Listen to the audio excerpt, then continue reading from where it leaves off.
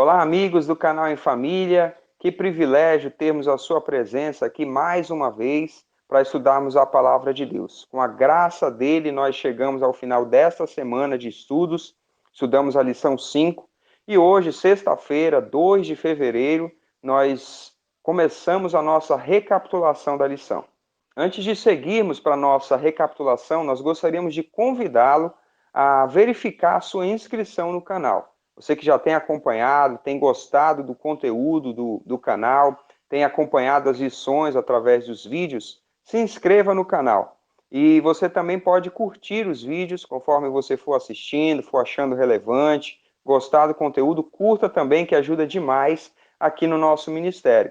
Não se esqueça daquele amigo, daquele familiar que pode se interessar por esse conteúdo. Nós temos uma meta aqui no canal de atingir 2.000 inscritos até o final desse trimestre. Nos ajude, tome para si também esse ministério, para que mais pessoas possam ouvir da palavra de Deus, estudar, implementar a lição da escola sabatina na sua devoção diária. Agora nós seguimos para a nossa recapitulação da semana 5.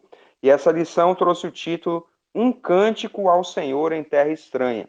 O verso para memorizar nós podemos encontrar em Salmos 137, versículo 4, que disse assim: Mas como poderíamos entoar um cântico ao Senhor em terra estranha? Nós vimos nessa semana que o povo de Israel estava em cativeiro e essa referência serve para nós também nesse mundo hostil. A lição vai ser aprofundada a seguir, a recapitulação dela, mas nós vamos convidá-lo agora para uma oração. Ore conosco. Santo e eterno Deus, graças te damos, Pai, por essa semana de estudos, por essa semana de bênçãos, por estarmos aqui mais uma vez abertos a ouvir a tua voz, a estudar a tua palavra. Nos ilumina, nos acompanha com a presença do Santo Espírito, te oramos em nome de Jesus. Amém. No estudo deste sábado, nós vimos aqui como introdução a autora colocando que nós temos estudado no livro de Salmos um contexto muito peculiar, que é de um mundo muito corrompido pelo pecado, né? Um contexto de sofrimento humano, de provações. E a autora vai dizer, vai fazer um paralelo, na verdade, com o povo de Israel na época do exílio. O nosso título desse sábado é Um Cântico ao Senhor em Terra Estranha. Então, ela vai trabalhar essa expressão terra estranha como sendo as experiências do povo que eles tiveram no exílio e nós, nos dias de hoje, as dificuldades e o cenário também do mundo em que nós vivemos. Então, a lição deu essa introdução, nos mostrando essa realidade. Foi nos apresentado no sábado que a terra estranha aqui, o cativeiro, é o cativeiro babilônico, em que Israel foi levado pela essa nação pagã, e ali eles estavam, boa parte deles, estavam em profundo sofrimento, em tristeza. Inclusive, o verso para memorizar, Salmo 137, verso 4, era pedido a eles que cantassem, tocassem as suas harpas, falando de alguma canção, e eles dizem: como nós vamos poder fazer isso? Nós estamos tristes, nós estamos amargurados. Mas outros puderam fazer isso. Nós vimos que entre esse povo estava Daniel, Ananias, Misael, e que puderam olhar para Cristo e serem salvos, desenvolveram funções, foram uma bênção para o povo de Israel e também para o povo babilônico. Que essa seja a nossa experiência, de olhar para Cristo, sermos salvos e podermos, mesmo em terra estranha, como o Alexandre falou, enfrentando dificuldade, podermos ter um cântico de louvor e adoração ao nome de Deus. Então nós vimos aí no estudo de sábado a origem, né, a referência dessa expressão terra estranha, que a autora aplica para a nossa vida, para os filhos de Deus aqui neste mundo imperfeito de pecado. Na sequência, ela também trabalhou a perplexidade que as mazelas, a expansão do mal, né, a progressão da maldade causava no salmista. Ele se espantava ao ver uma aparente ausência de Deus. Mas ela também pontua no final do nosso estudo de que, da mesma forma como o salmista percebe a progressão do mal, ele também percebe a soberania divina, a presença, a atuação de Deus nos momentos em que ele decide atuar. que nós também possamos ter essa experiência, que nós possamos ser levados através desse estudo a entender um Deus soberano, sábio, que sabe o momento certo e sabe como agir em nosso favor.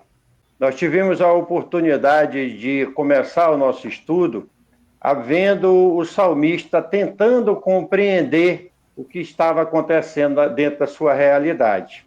E ele compreendeu que existe um conflito entre o bem e o mal, entre Deus e o seu adversário. Uma outra compreensão que o salmista teve é que nesse conflito entre o bem e o mal, Deus é longânimo, Deus é tolerante e deixa o mal se mostrar em toda a sua amplitude.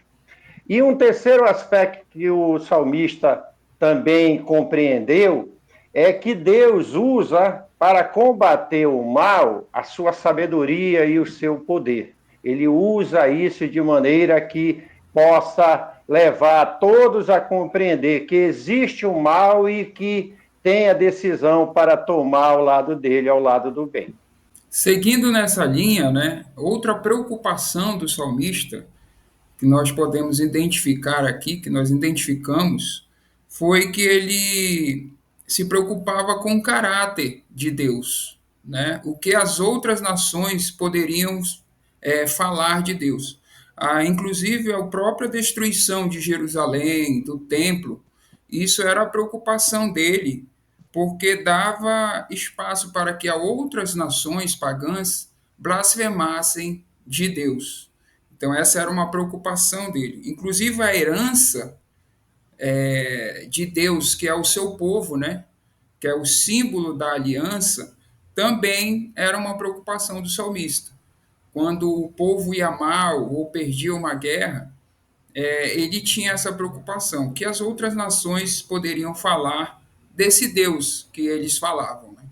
Outra compreensão que o salmista atinge e que é expresso no nosso estudo é que foram os pecados, foram a desobediência, a quebra da aliança por parte do povo que trouxeram essas consequências, essas situações ruins sobre eles. E ele reconhece também que só pela graça, só pelo poder perdoador de Deus e restaurador dessa aliança é que eles podem obter salvação, que o povo de Deus pode ser salvo. Sendo assim, a lição segue nos mostrando que realmente a preocupação do salmista, mais do que a restauração da sorte do povo de Israel, era o caráter de Deus, estava acima disso. A preocupação dele era essa. A defesa do caráter de Deus, né, Ale? Essa era uma preocupação que o salmista tinha em mente, de como essas situações que aconteciam com o povo de Deus refletiam no caráter de Deus. E a lição finalizou trazendo um chamado para nós no presente. Quando nós, assim como ele, retrocedemos e vivemos uma vida desassociada das instruções de Deus, além de trazer descrédito para nós mesmos, a lição aponta que desonra o nome de Deus que nós professamos, cria problema para o nosso testemunho e para a missão que nós temos a incumbência de levar ao mundo.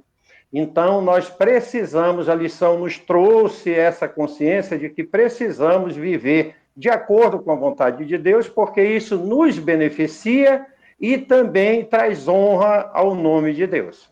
No estudo dessa segunda-feira, à beira da morte, nós tivemos a oportunidade de estudar algumas referências de salmos que mostraram aí lamentos, pedidos de socorro dos salmistas, em uma situação de extrema necessidade, angústia. E nós vimos que essas expressões, essas orações à beira da morte, em enfermidade, demonstram que os salmistas, assim como nós, não estão isentos das dificuldades do mundo. Né? Ele traz aí expressões como estou sem forças, murchando, incapaz de comer, separado com os mortos.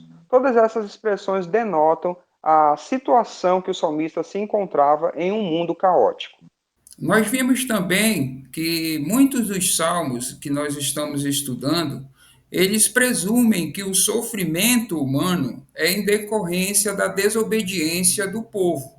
No entanto, nem sempre é assim. Nós temos exemplos como o Salmo 88, o Salmo 102, que diz assim: reconhecem que o sofrimento inocente do povo de Deus é um fato.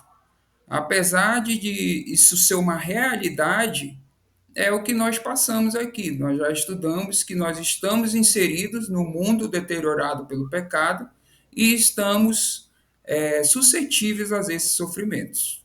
Nós tivemos a oportunidade de ver aí no Salmo 88, o salmista entendendo que Deus o levou à beira da morte, estava ali em sofrimento, e então ele se lamentava diante disso.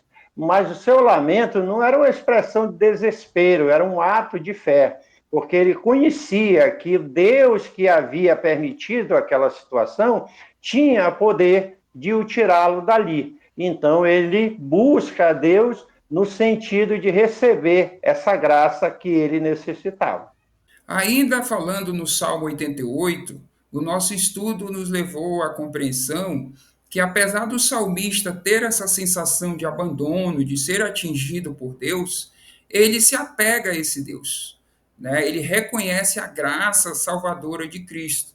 Por experiências que ele já teve, ele se apega ao Senhor que o salvou. Como resumo desse dia, o estudo fechou dizendo que tanto a permissão do sofrimento quanto a libertação, a ajuda de Deus, são provas de sua soberania. Então, o salmista reconhece, assim como nós devemos reconhecer, a sabedoria, o poder, a soberania total de Deus, que Deus está no controle das situações. E ele sabe, na sua infinita sabedoria e graça, como resolver cada uma dessas situações e o momento certo para cada uma delas. No estudo dessa terça-feira, dia 30 de janeiro, Onde está Deus? Nós podemos perceber o que causava dor e sofrimento no salmista. Além do sofrimento pessoal e do sofrimento coletivo, o que mais causava perturbação ao salmista era a aparente desatenção de Deus. É como se Deus estivesse ausente, estivesse calado, vendo o sofrimento do salmista, sem se inquietar e sem agir em favor dele. E toda essa inquietação, né, esse sofrimento do salmista, é retratado nos salmos com algumas expressões que nós podemos identificar. Né? Uma delas, por exemplo, ele fala de sede intensa em terra seca, né? Fala de pássaros solitários, fala de deserto, que retrata o isolamento. Então, toda essa situação, essas imagens retratadas nos Salmos, nós vimos que elas retratam uma situação opressiva, né, do qual o salmista ele só via em Cristo Jesus a salvação dele. Ele entendia que a única saída era recorrer a esse Deus. E nós vimos também no nosso estudo que, diante dessa aparente ausência, desse silêncio de Deus, os salmistas decidem não se calar, não ter a fé abalada. Eles renovam as suas petições, os seus pedidos de socorro, porque confiam em Deus. Eles sabem o Deus a quem eles estão orando.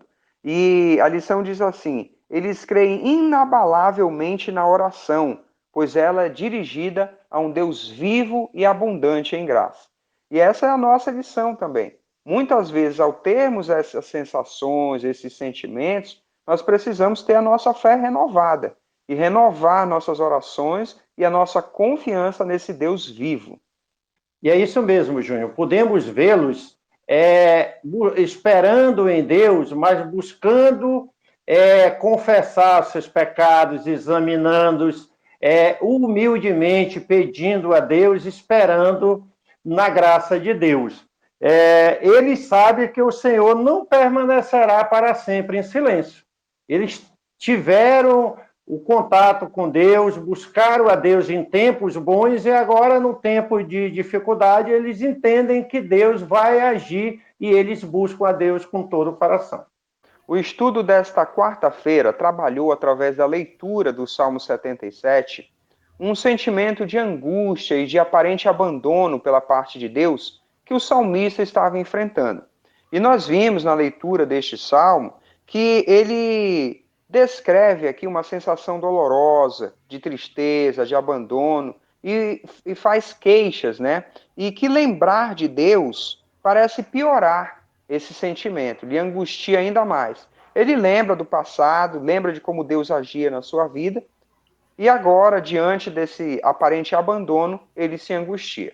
Nós seguimos na compreensão do estudo do Salmo 77 e nós vimos que algumas perguntas perturbavam o salmista e isso era o motivo da sua angústia, da sua aflição, né? Perguntas como: Deus mudou? Ou então, Deus pode trair a sua aliança? Então, ao mesmo tempo que o salmista ele refletia, ele se lembrava dos atos salvíficos de Deus, em contraste a isso, ele se sentia abandonado, isolado e sozinho. Então, ele se recusava a aceitar essa realidade, né? Para ele, se Deus não estava ali com ele, ele estava perdido, porque Deus era a sua única esperança. O Salmo 77 continuou sendo analisado e nós aprendemos no verso 4 que diante dessa perturbação e da ausência de Deus, o salmista perdeu o sono, ficou, ficou acordado à noite. Quem de nós não perde o sono diante das dificuldades? Nós temos, por exemplo, a lição nos trouxe o exemplo do rei Nabucodonosor diante de um sonho, do faraó do Egito, e assim o salmista ficou acordado. Mas é dito no verso 4 do Salmo 77 que quem o manteve acordado foi Deus. E a partir dessa insônia e dessa reflexão durante a noite, ele pôde entender que Deus estava no controle. Ele passou, a partir daquela experiência, ter uma nova percepção das ações de Deus. Embora não pudesse sair da situação, não pudesse ver as ações de Deus, o pensamento dele, a compreensão era uma outra.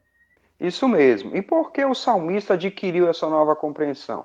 Ele começou a refletir nos atos passados poderosos de Deus, né? E essa reflexão do salmista o levou a entender que o mesmo Deus que havia operado todas essas maravilhas no passado era o Deus que atuava, que governava soberano ainda hoje, né? Nós vimos no nosso estudo também que o conforto que foi trazido ao salmista não veio através de explicações sobre o que ele estava passando, sobre as provações, sobre o modo como ele estava se angustiando naquele momento. Não, veio sobre a reflexão do poder de o Deus no passado e de como aquele Deus também poderia atuar hoje, né, no presente.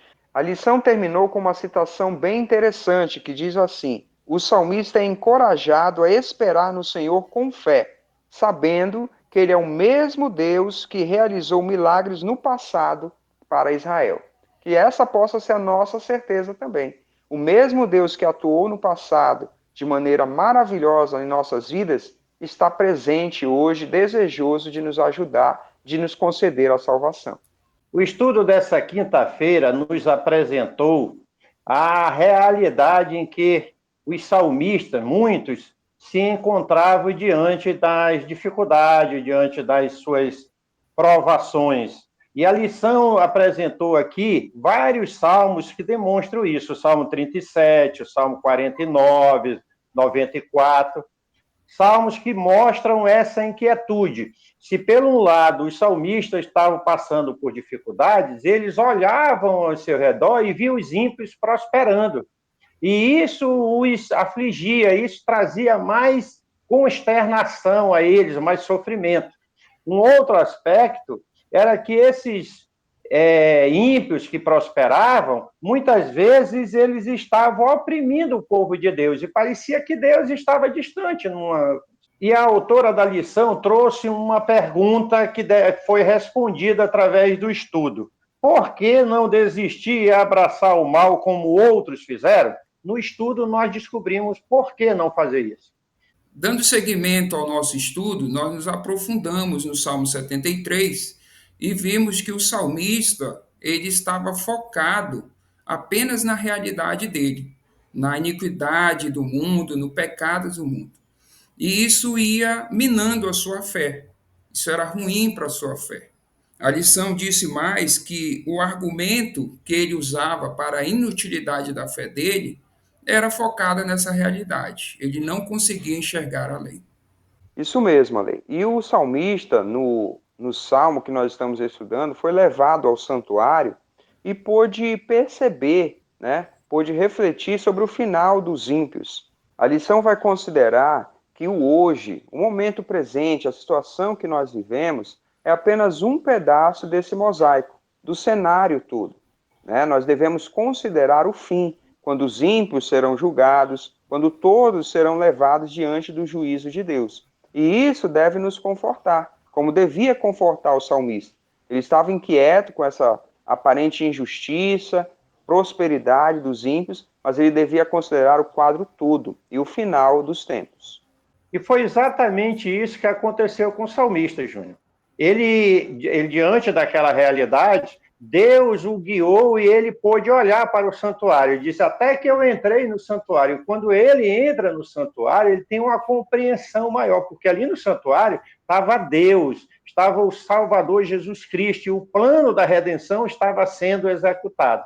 Essa é uma grande esperança para nós que passamos também por situações difíceis, mas Deus está conosco. Nós não vamos desistir nunca.